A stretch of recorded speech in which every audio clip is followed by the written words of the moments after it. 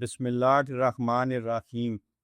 سب سے پہلے آپ سے ریکویسٹ ہے کہ اگر آپ نے ابھی تک اس چینل کو سبسکرائب نہیں کیا تو اسے سبسکرائب کریں، لائک کریں، شیئر کریں اور بیل آئیکن لازمی پریس کریں تاکہ آپ کو ہر نئی آنے والی ویڈیو کا نوٹیفیکیشن موصول ہو سکے۔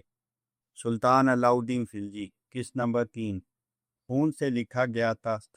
وہ دن جب ایک بھتیجے نے اپنے محسن کا خون بہایا اور دہلی کی تقدیر ہمیشہ کے لیے بدل گئی۔ تاریخ کے صفحات پر بعض تک سونے سے نہیں خون سے لکھے جاتے ہیں۔ 20 جولائی 1296 دریائے گنگا کے کنارے شام اتر رہی تھی۔ ہوا میں نمی تھی۔ دریا کے پانی پر سورج کی آخری کرنیں رقص کر رہی تھی۔ یہ ایک کشتی آہستہ آہستہ کنارے کی طرف بڑھ رہی تھی۔ اس کشتی میں دہلی کا سلطان جلال الدین فیروز خلجی اپنے چند محافظوں کے ساتھ بیٹھا تھا۔ اس کے چہرے پر خوشی تھی۔ وہ اپنے محبوب بھتیجے سے ملنے جا رہا تھا۔ اسے یقین تھا کہ آج وہ اپنی زندگی کی سب سے بڑی خوشخبری سنے گا، لیکن قسمت نے اس کے لیے کچھ اور ہی لکھ رکھا تھا۔ چند لمحوں بعد دریائے گنگا کا پانی ایک سلطان کے خون سے سرخ ہونے والا تھا۔ گزشتہ قسط کا خلاصہ۔ دیوگری کی فتح نے علاء الدین کو وہ سب کچھ دے دیا تھا جس کا وہ خواب دیکھتا تھا: خزانہ، شہرت، فوج اور عوام میں عزت۔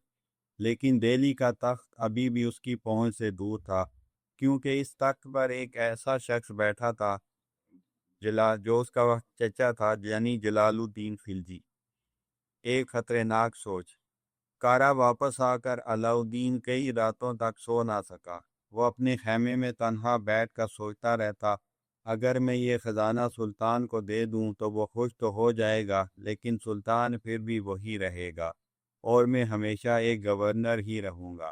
یہ خیال ہر روز مضبوط ہوتا گیا۔ آخرکار اس نے فیصلہ کر لیا، یا تو سلطان زندہ رہے گا یا میں سلطان بنوں گا۔ دونوں ایک ساتھ ممکن نہیں تھے۔ سازش کی بنیاد۔ علاء الدین نے اپنے سب سے قابل ساتھیوں کو خفیہ طور پر بلایا۔ کمرے میں مکمل خاموشی تھی۔ اس نے آہستہ سے کہا، اگر سلطان یہاں آئے اور واپس نہ جا سکے۔ کمرے میں سناٹا چھا گیا۔ کسی نے ہمت نہ کی کہ سوال کرے، کیونکہ سب جانتے تھے یہ صرف ایک منصوبہ نہیں بلکہ بغاوت تھی۔ پھر ایک سردار بولا، سلطان آپ پر بے حد اعتماد کرتا ہے۔ علاء الدین نے جواب دیا، اور یہی اس کی سب سے بڑی کمزوری ہے۔ جلال الدین کی شخصیت۔ یہاں ایک لمحے کے لیے جلال الدین کو سمجھنا ضروری ہے۔ وہ ایک سخت گیر فاتح نہیں تھا۔ وہ معاف کرنا جانتا تھا۔ وہ اپنے بھتیجے سے بے حد محبت کرتا تھا۔ دیوگری کی فتح کے بعد اس نے علاء الدین پر کسی قسم کا شک نہیں کیا۔ درباریوں نے بار بار خبردار کیا، سلطان، اتنا خزانہ ایک شخص کے پاس ہونا خطرناک ہے۔ لیکن جلال الدین نے جواب دیا، علاء الدین میرا بیٹا ہے۔ تاریخ گواہ ہے، کبھی کبھی سب سے خطرناک دھوکہ وہی دیتا ہے جس پر سب سے زیادہ اعتماد کیا جائے۔ دعوت۔ علاء الدین نے سلطان کو پیغام بھیجا، حضور، میں شرمندہ ہوں کہ اتنا خزانہ لے آیا۔ میں چاہتا ہوں کہ آپ خود تشریف لا کر سب کچھ وصول کریں۔ سلطان خوش ہو گیا۔ وزیروں نے پھر روکا، آپ مت جائیں، اسے دہلی بلائیں۔ لیکن سلطان نے کسی کی نہ سنی۔ اس نے کہا، جس نوجوان کو میں نے اپنی اولاد کی طرح پالا وہ میرے ساتھ غداری نہیں کر سکتا۔ یہ الفاظ چند گھنٹوں بعد تاریخ کا سب سے بڑا المیہ بننے والے تھے۔ ملاقات۔ دریائے گنگا کے کنارے دونوں آمنے سامنے کھڑے تھے۔ سلطان نے آگے بڑھ کر اپنے بھتیجے کو گلے لگا لیا۔ علاء الدین خاموش تھا۔ اس کے چہرے پر احترام تھا لیکن دل میں طوفان۔ سلطان نے کہا، بیٹا، تم نے میرا سر فخر سے بلند کر دیا۔ یہ شاید اس کی زندگی کے آخری الفاظ میں سے تھے۔ قتل۔ جیسے ہی سلطان نے پیچھے مڑنے کی کوشش کی، علاء الدین کے ساتھی محمد سلیم نے اچانک تلوار نکالی۔ پہلا وار سلطان لڑکھڑا گیا۔ اس نے حیرت سے اپنے بھتیجے کی طرف دیکھا، علاء الدین۔ شاید اس کی زبان پر یہی نام آیا ہوگا، لیکن جواب میں خاموشی تھی۔ دوسرا وار، تیسرا وار، سلطان زمین پر گر چکا تھا۔ کچھ ہی لمحوں میں جلال الدین خلجی، جو ہندوستان کا سلطان تھا، ایک لاش بن چکا تھا۔ ایک لمحہ خاموشی چھا گئی۔ سپاہی ایک دوسرے کو دیکھ رہے تھے۔ کسی کو یقین نہیں آ رہا تھا کہ ابھی ابھی دہلی کے سلطان کو قتل کر دیا گیا ہے۔ علاؤدین چند لمحے خاموش کھڑا رہا، پھر اس نے صرف ایک جملہ کہا، اب دہلی ہمارا انتظار کر رہی ہے۔ تخت کی طرف سفر۔ سلطان کے قتل کے فوراً بعد علاؤدین نے خزانہ تقسیم کرنا شروع کر دیا۔ سپاہیوں کو انعام ملا، امراء کو سونا ملا، قبائلی سرداروں کو تحائف ملے۔ اس نے لوگوں کے دل خریدنے شروع کر دیے۔ یہ صرف سخاوت نہیں تھی، یہ سیاست تھی۔ وہ جانتا تھا جس کے ساتھ دولت ہو، لوگ بھی اسی کے ساتھ ہو جاتے ہیں۔ دہلی میں خوف۔ جب سلطان کے قتل کی خبر دہلی پہنچی، پورا شہر لرز اٹھا۔ بازار بند ہونے لگے، محل میں کوہرام مچ گیا۔ شاہی خاندان خوفزدہ تھا، امراء حیران تھے۔ لیکن اس سے پہلے کہ کوئی فیصلہ کر پاتا، علاؤدین دہلی کی طرف بڑھ چکا تھا۔ اس کے ساتھ صرف فوج نہیں تھی، بلکہ دیوگیری کا خزانہ بھی تھا۔ دہلی کا فیصلہ۔